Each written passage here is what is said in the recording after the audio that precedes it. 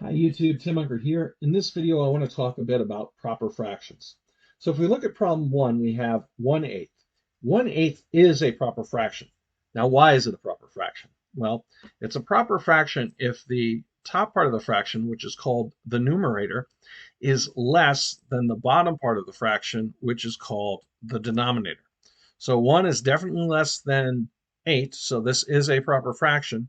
And to illustrate this, a proper fraction will only be part of the whole. So below, I say shade in 1/8 of the circle below.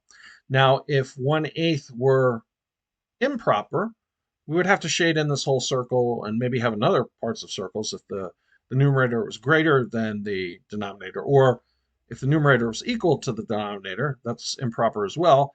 We would have to shade in the whole thing. But when you have a proper fraction, let me slow it down. When you have a proper fraction and you're shading in, you're only shading in part of the whole.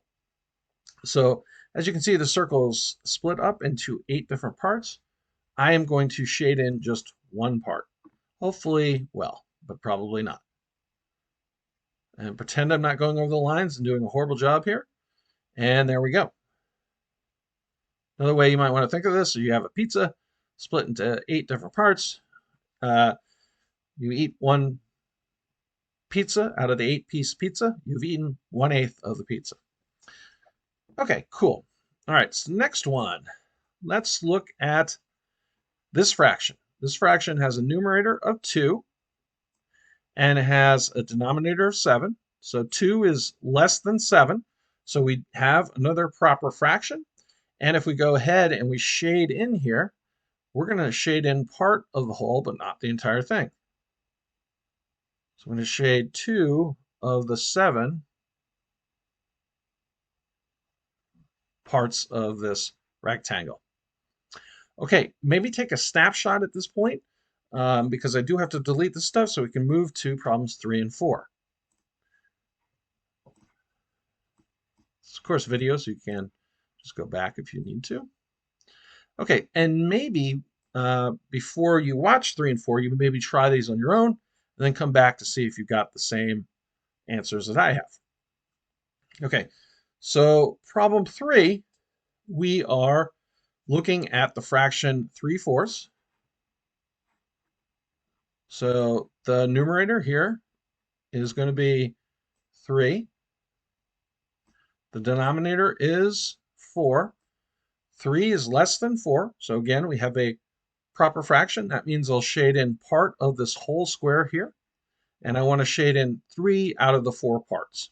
Okay, so let's pretend I'm going to do a good job, but I'm probably going to go all over, especially doing it quickly.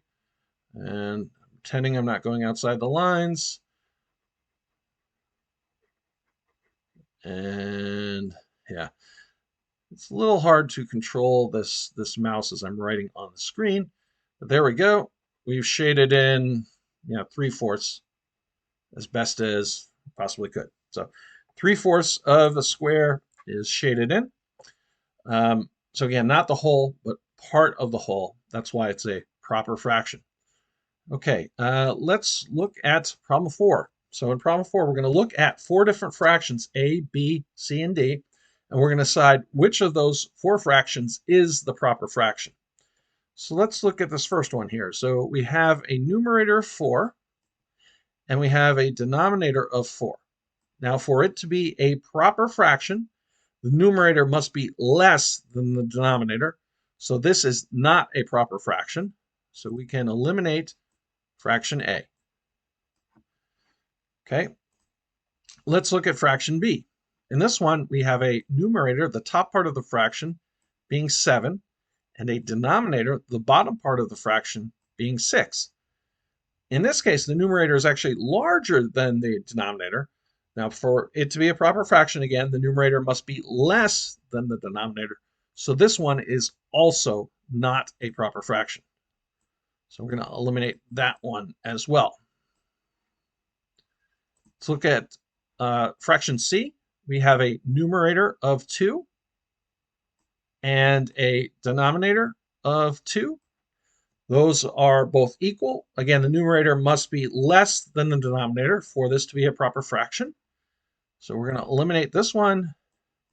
And by process of elimination, fraction d should be the correct fraction, but let's check. So in this case, the numerator is 2, which is, yes, it's way less than 9. So fraction d is the proper fraction. So this one is the correct one. Pretend that's a good check there.